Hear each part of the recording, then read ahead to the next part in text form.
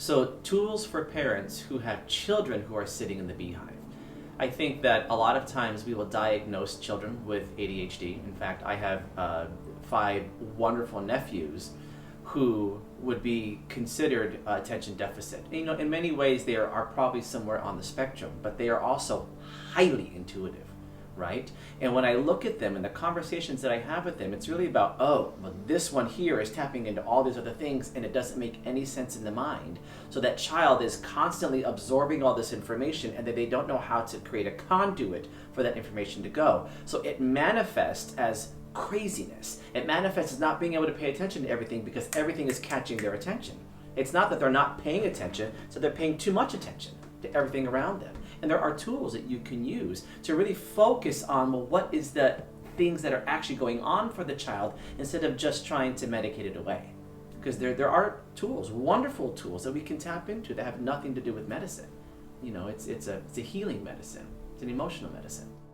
So signs that a parent can look for if they have a child who is sitting in the beehive is to watch their eyes.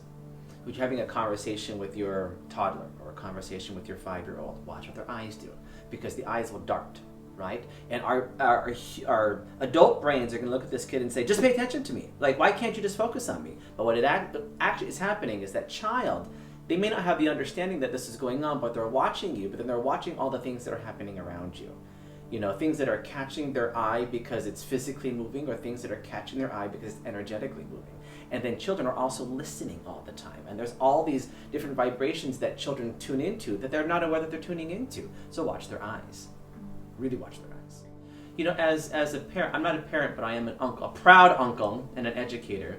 But when you are talking to a young child, even a teenager, who has not figured out how to communicate with their intuition and to empower it. Because if you can empower your intuition, you actually learn about who you are.